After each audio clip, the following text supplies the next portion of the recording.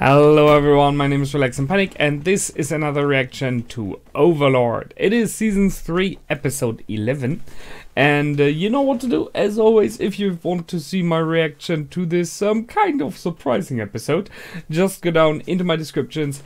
You will find a link, replace the circumflex.parts with real dots, and enjoy my reaction. And once you've done, feel free to come back here to hear my thoughts about this episode. So, see you soon. For those that came back, welcome back. Now there are not so many things I can say about that, but that was a surprise. I had a lot of fun because of the fact you've seen it. Every time there popped up a new group in this army, it was like, yeah, just get more OP. It was just so much. That is an awesome army she's summoned there. And I agree with Lord Ainz here. The reasons for is that, as it seems, the item of summoning a goblin army, the general's army, that is the thing, are bound to the person, in the meaning of it is called the general's horn. So if you are a general, or if you are a class who is designed to control and give bonuses to huge groups of fighters, then you get benefits, which means you get a bigger army summoned.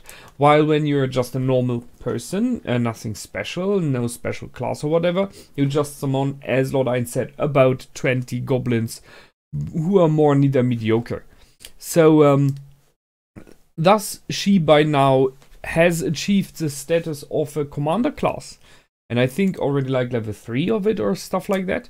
That's why she summons not just 20 mediocre goblins. Instead, she summons a goblin strategist with a 5,000 headed army of elite goblins. And, well, they are cleaning house. No question there. I mean, there was no light infantry or anything like that. There just was an heavy infantry, paladins, beast riders, support mages, bombard squad, assassins. What the heck? You know, that's like, okay, this fight is over. So I liked it. I like the fact that Lord Ainz was surprised as well. So that was definitely a nice thing about this episode. I liked the, still, again, the fact how the chief of the goblins, of the original ones, how clever he is, how focused he is, how loyal, no question there. And he is so clever that he knows that the ogres will follow the lady if she proves strength physical wise. So he lost on purpose to her, so that it looks like she's stronger than she is. So there's one of those things which I really like. They may be minor things, but they are so important. The same is about the loyalty of the village. And I mean, Lord Ainz watched what's going on in the village, so they didn't show it, but I really hope that he kind of got the fact that those people, the humans in the village, which are perceived by the Tomb of Nazarick as being unimportant very often, are extremely loyal to him, are willing to die there in his name. They even say, we will repay Lord Ainz with our lives here. And I see the reasons why he doesn't care very much about those adventurers and stuff. But loyalty, in my opinion, should reward itself. So it would be nice if that would get a reward. Except for the 5,000 goblin army, which is a reward by itself already. So, well, I like that. I'm a little bit down, I have to say, about the graphics in this episode. I was surprised. They are really not so good. I don't know why. Because you can just take this picture here, which I took to show the surprise of Lord Ainz. But even in this picture, you can see that, as example, how he looks here is not very high class.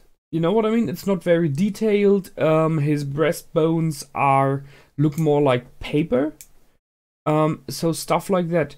While known characters, if they're in the picture, they look good, as we are used to.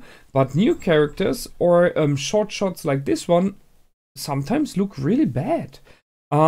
What I mean here is I've seen, as example, the goblins when they appear. So yeah, the strategist is okay. He has his very own face. That's okay. However, the elite, the heavy guards all look the same. The musicians all look the same. The assassins all look the same here. As now I found a picture. All of the longbowmen are like 1-to-1 copies of each other. What I liked in the first summoned goblin group is the fact that they do not look alike. They all are unique. Each of them has its very own special features. And in this summoned army, I understand it's a lot of work. They all look alike, and they do look very generic and not really living. So this here looks like puppets, you know. This would be like an army which appears, which does its jobs, and then goes away, is gone, dissolves, you know. Then would be like, yeah, okay.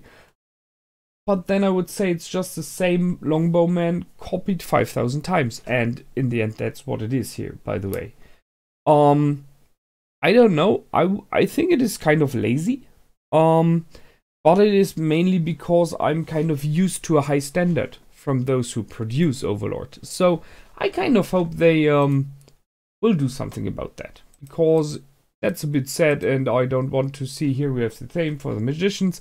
I don't want to see the same goblin 5,000 times. Just not nice. So they beat the army, not much of a surprise there. The prince, by the way, totally deserved it. You could see, by the way, that he wanted to slaughter everyone in the village. And his lieutenant, or his first in command, however you want to say, told him, if you do that, we will lose the morale of the troop. Yeah, sure, if you slaughter civilians, that's what happens. Then he wanted to shoot at the ogres, and he got informed, if we do that, we will hit our own people. Which is why he stopped, although I think he is someone who would have done it.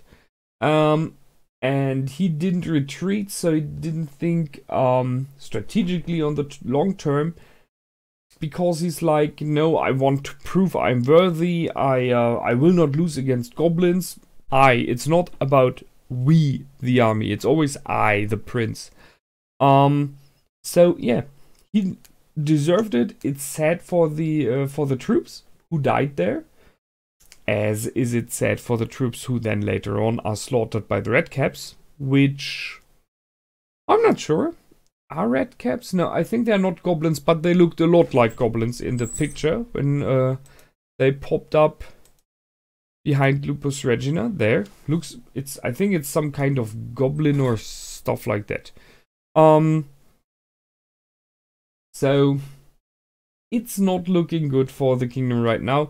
If you see what's just happening there, and there's not really much power-wise compared to what Lord Ainz is able to. So yeah, I'm pretty sure this the main fight will be just a disaster for the kingdom, very likely.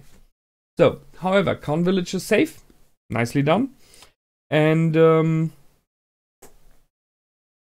question is what happens with this army now. Will they stay there? Even so, who feeds them? Never underestimate this. It is a big army, that's cool, but Khan village is not big enough to support 5,000 additional eaters. So what will happen with this army? Even if you, like, say you can have the whole wood, 5,000 is possibly too much for it. That is really a big amount of people who are mainly fighters. They are an army to fight, and possibly not so good at growing wheat and stuff alike. I'm not sure. Maybe it will be like the army that dissolves and then the problem is gone, but if not, if they stay, that is something they possibly would have to think about how to solve it. We will see in the next episodes. However, first, next episode, I guess we will see the fight, finally. The big one, in the plains. So, Cut the Plains is next. And as always, until then, feel free to comment, like and subscribe.